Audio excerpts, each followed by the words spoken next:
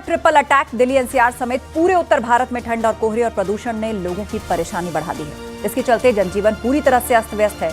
परेशानियों के चलते यूपी में 12वीं तक के स्कूल 1 जनवरी तक बंद कर दिए गए हैं।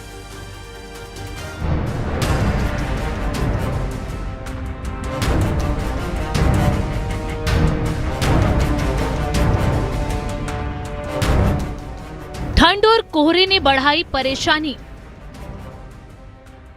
गाड़ियों की रफ्तार पर लगा ब्रेक। यूपी में 12वीं तक के स्कूल 1 जनवरी तक बंद। दिल्ली एनसीआर समेत पूरे उत्तर भारत में कड़ाके की ठंड का प्रकोप जारी है। इसके चलते जनजीवन पूरी तरह अस्त व्यस्त हो गया है और लोगों को भारी परेशानियों का सामना करना पड़ रहा है। दिल्ली एनसीआर इस समय मुश्किलों के ट्रिपल अटैक से जूझ रहा है। एक तरफ कड़ाके की ठंड, दूसरी ओर घना कोहरा और तीसरी तरफ गंभीर वायु प्रदूषण लोगों की मुश्किलें बढ़ा रहा है। दिल्ली एनसीआर के कुछ क्षेत्रों में AQI 500 के पार पहुंच गया है। ऐसे में लोगों के लिए सांस लेना तक मुश्किल हो गया है। दिल्ली एनसीआर समेत पूरे उत्तर भारत में कड़ाके की ठंड पड़ रही है और ऐसे में जो जनजीवन है वो पूरी तरीके से अस्त व्यस्त हो गया है।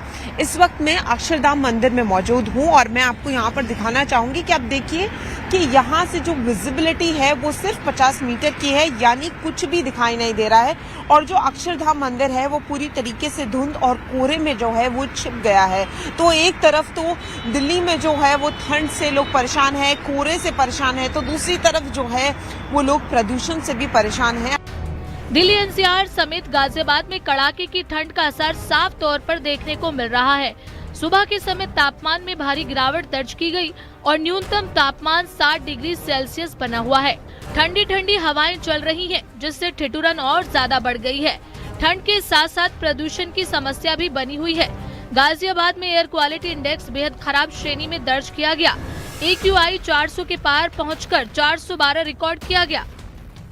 दिल्ली एनसीआर सहित गाजियाबाद में कड़ाके की ठंड पड़ रही है, जिसकी वजह से तापमान में लगातार गिरावट दर्ज की जा रही है। इस वक्त अगर तापमान की बात करें तो 7 डिग्री सेल्सियस बना हुआ है। वहीं अगर आपको तस्वीरों में दिखाएं तो आज इतना घना कोहरा नहीं है। जो कोहरे की धुंध है वह आज इतनी नजर नहीं आ रही है, जिससे विजिबिलिटी भी कुछ हद तक साफ दिखाई दे रही है। लेकिन जो वाहन चालक हैं वह लाइटों का प्रयोग करके चल रहे हैं, डीपर का प्रयोग करके चल रहे हैं, सावधानी बरत रहे हैं, जिसकी वजह से कोई घटना ना घटित हो सके। वहीं अगर बात करें आज तो पोल्यूशन की जो स्थिति है वह भी बेहद ही खराब है।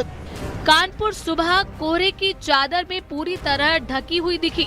देर रात तक गिरे भीषण कोहरे की वजह से जहां कानपुर में विजिबिलिटी 0 रिकॉर्ड की गई, सुबह के समय भी हालात कमोवेश रात जैसे ही नजर आए।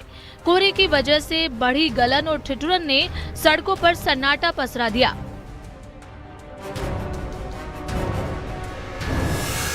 आम दिनों में इस समय तक सड़कों पर भीड़ चहल पे रहती थी। ये अति व्यस्त क्षेत्र है काकादेव का और यहाँ देखिए कि लोग एक तो लाइट जला के चल रहे हैं और इसके अलावा ठंड की वजह से सन्नाटा पसरा है।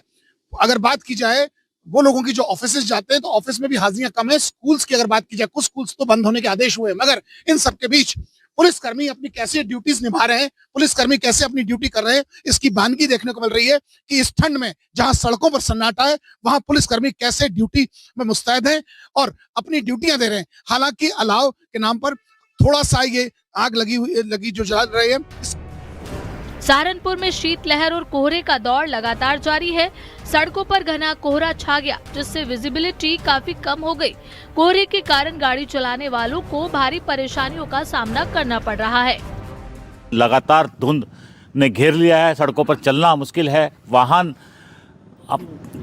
को बड़ी दिक्कत हो रही है और आने वाली जो ट्रेनें हैं उनको भी दिक्कत है। कहीं ना कहीं जो कॉलोनी में जो लोग हैं उनको भी ठंड का प्रकोप कितना है जानते हैं उनसे कि किस प्रकार से, और यहाँ जो जिस प्रकार से AQI है उसका लेवल भी काफ़ी ज़्यादा 300 के पार यहाँ पर दिखाई दे रहा है।